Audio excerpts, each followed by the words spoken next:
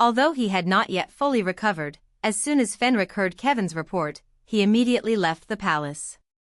He sat inside the car, arms crossed, a shadow of deep doubt on his face. He died that way? And suddenly like this? Of course, Ivan was probably never in good condition, having been stabbed by a sword just like him.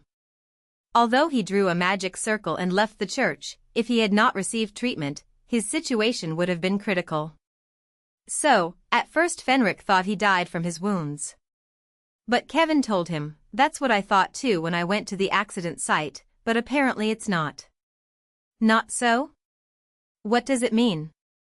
The matter is, Kevin hesitated for a moment, as if searching for the right words, before continuing, "You'd better check for yourself, Duke."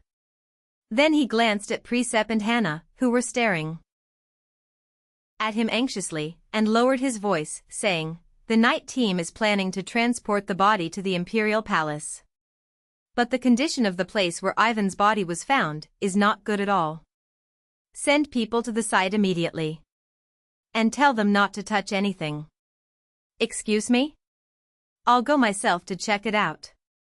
It is true that examining the body may give an idea about the cause of death, but seeing the site with your own eyes is another matter entirely.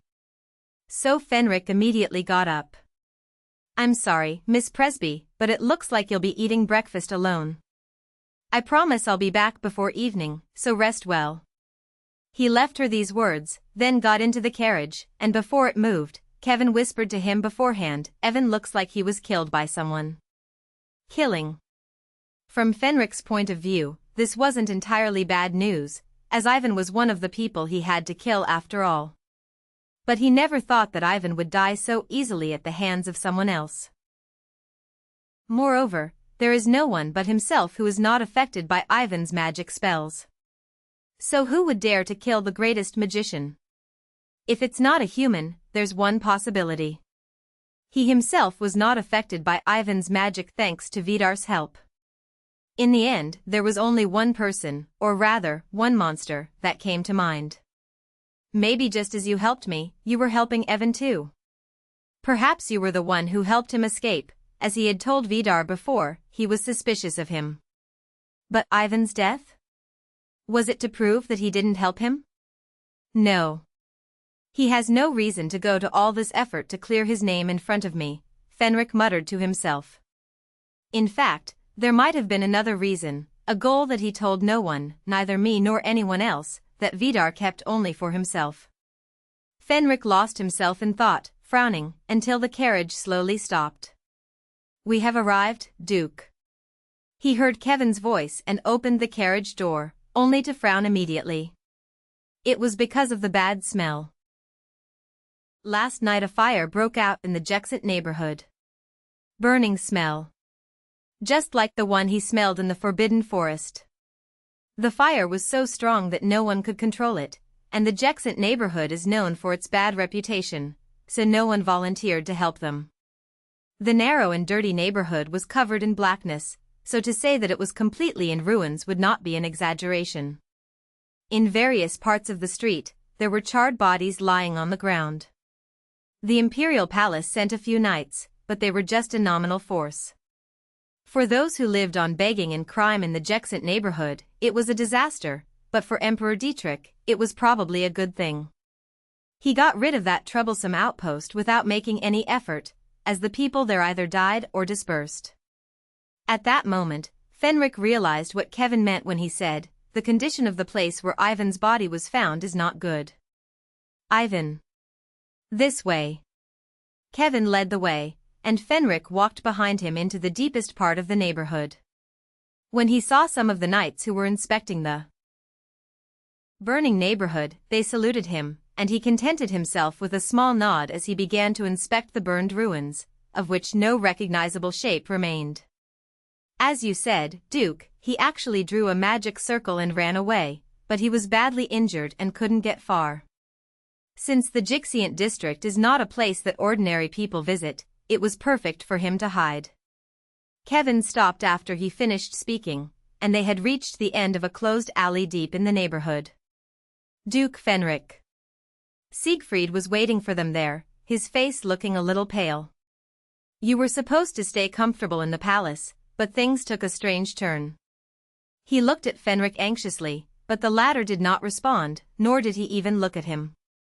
Rather, his eyes were directed towards the corner of the alley. That over there. Fenric looked at the black, charred corpse, of which only bones remained, and said in a low voice, "It's Ivan." "Yes, correct," Siegfried answered, exhaling tiredly. "If his right arm had not been cut off, we wouldn't even have been able to recognize him. He was almost reduced to just bones." Fenric had thought that he might be able to deduce some information by examining the accident site, but that was just an illusion. It was not only Ivan who was burned, and all that could be gained from such a scene was a feeling of nausea and disgust. Fenric looked at Ivan's body with a dry face, then slowly bent down, directing his gaze to his left hand and ankle. "So that's what made you say he might have been killed." The bones in Ivan's left hand and ankle were completely crushed. In the church, before Ivan tried to use magic against Presepe, Fenric had also broken his wrist, but that was only a minor fracture, and did not shatter his finger bones to that degree. As for his ankles, they were completely broken on both sides, not just one side. The reason was clear: someone had broken his ankles to prevent him from escaping, crushed his hand so he couldn't use magic, and perhaps also did it to mock him, or to drive him into a state of extreme terror before killing him. At first, I thought he might have gotten into a fight with the Gexant neighborhood gangs, but even they couldn't have put Ivan in this state. Siegfried continued, "I knew that Evan was the one who killed Noah Deverne and Atari Hannon, so what does this mean now?" But Fenric did not reply, but slowly rose from his place, and glanced at Kevin and the accompanying knights.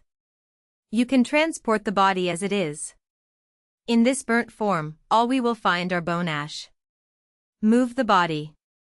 As soon as Siegfried's orders were issued, the knights began moving Ivan's body onto the stretcher they had prepared in advance. The corpse was so fragile that it would crumble just by touching it, which made it difficult for them to handle it, but there was no other solution. "Duke, then I will return to the Imperial Palace. I advise you to rest a little, and I will inform you immediately if any developments arise in the investigation." Siegfried felt uncomfortable because the injured Fenric should be in his palace recovering, so he wanted to persuade him to come back quickly, but Fenric did not leave, but rather reached out and grabbed Siegfried's shoulder. "Knight Commander." "Yes, Duke Fenric. There is a question that comes to my mind." Then he asked an unexpected question: the Demon King who lived in the Forbidden Forest. "What? Can you explain to me about him?" Fenric's palace was still under heavy guard, so that if anyone tried to sneak in secretly, they would have been caught before they set foot in the place and suffered a bad fate. But even that tight custody was sometimes of no use. As it is now. In the palace garden, there was an intruder sitting among the flowers that bloomed thickly, spreading their fragrant fragrance, at the top of a tall tree.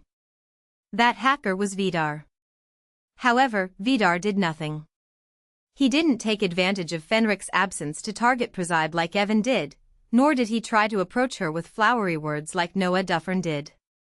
All he did was erect an invisible magical barrier that prevented others from seeing him, and then he sat silently in the tree, staring in only one direction. And on the page of his blue eyes, Presepe's anxious and troubled face was reflected.